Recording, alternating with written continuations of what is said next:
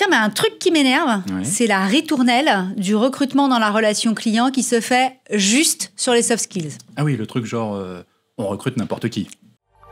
Outsourcia est heureux de vous présenter #CXNRV.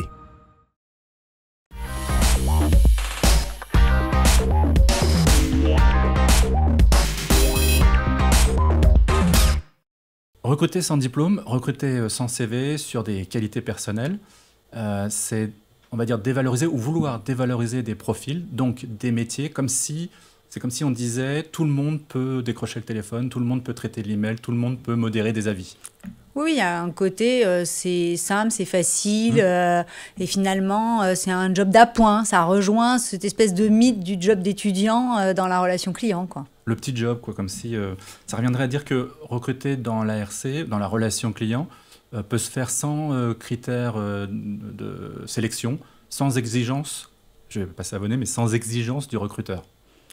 Et on est d'accord avec ça ? On est d'accord avec ça ? Non, on n'est pas d'accord avec ça. Non, mais c'est absurde. C'est des métiers qui sont hyper people intensive. Finalement, ce ne sont que des métiers d'hommes et de femmes, certes de technologie, mais avant tout d'hommes et de femmes. Imaginez qu'on puisse galvauder le recrutement et recruter n'importe qui, ça n'a aucun sens. Vrai, faux. Sans surprise, archi faux, c'est capital. Donc il y a évidemment des critères de sélection, à commencer par des soft skills, l'empathie, la résolution, l'écoute, enfin je veux dire la liste est longue. Il y a des critères qui sont de plus en plus recherchés. Je lisais dans lavidesmétiers.com que par exemple pour les outsourceurs, ils posaient une sélection sur le diplôme du bac+2. Et ils regardaient de plus en plus les profils à expérience dans ce domaine-là. 40% des recrutements se font sur 3 ans d'expérience dans le domaine. Tu as raison, sur les soft skills, en disant on recrute que sur les soft skills, donc évidemment non, parce que les hard skills n'ont pas disparu et que les compétences de base, elles sont toujours là, même si c'est un prérequis, ça n'empêche que c'est un prérequis. Absolument. Donc suffisant, enfin nécessaire même si pas suffisant. Sur les soft skills, de la même façon, tu te dis, il y a des critères qui font qu'on a quand même de la sélection et de l'exigence. Et puis c'est peut-être pas suffisant, c'est vrai qu'on peut parler aussi de mindset et de se dire c'est quoi la bonne adéquation entre le candidat et l'entreprise ou la place d'un candidat à l'intérieur d'une équipe. Donc en fait, il y a des questions de puzzle aussi qui vont jouer. Donc c'est hyper compliqué finalement de savoir qui bien recruter pour un poste dans la relation client. Bien ou mal, je trouve que c'est peut-être le bon registre sur lequel il faut se poser la question, parce que c'est presque un sujet éthique. Donc bien de poser la question d'effectivement, est-ce qu'on peut recruter n'importe qui, mais pas au sens dévalorisant du terme, mais au sens hyper valorisé avec tous les prérequis qu'on vient d'évoquer.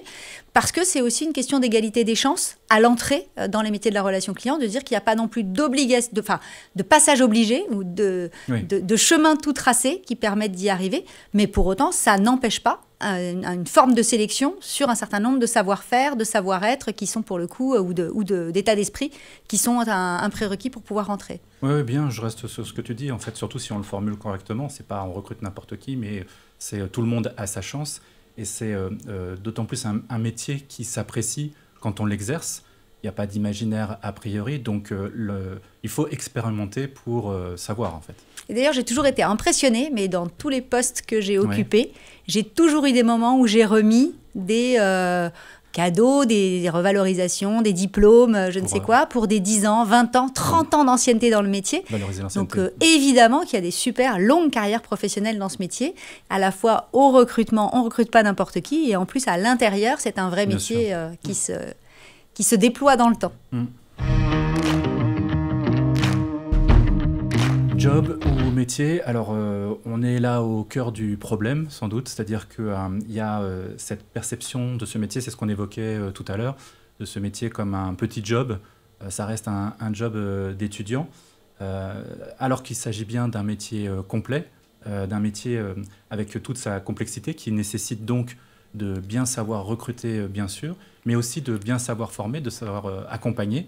Donc c'est là toute l'importance des formations initiales et puis des formations continues, d'autant plus avec ce qu'on évoquait, c'est-à-dire l'engagement qui se fait dans le temps, l'expérience qui se confronte à la réalité.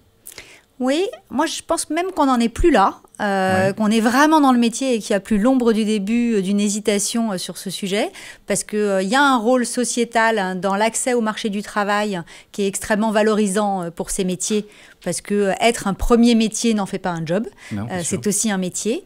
C'est valorisant aussi parce qu'il y a aussi beaucoup de possibilités de reconversion professionnelle. Moi j'ai le souvenir d'un élagueur qui avait eu toute une première vie, y compris en responsabilité managériale par rapport à son équipe, et qui pour des questions de santé ne pouvait plus se retrouver à faire ce métier très physique, et avait une deuxième carrière tout aussi épanouissante en tant que manager dans la relation client. En plus, les prismes sont un peu différents selon les pays. Parce que si en France, on est sur du primo-accès au marché du travail encore pour une partie des personnes et des reconversions, il y a d'autres endroits, comme moi par exemple, je vois Outsourcia, on opère à Madagascar, où on est plutôt contributeur à la création d'une classe moyenne.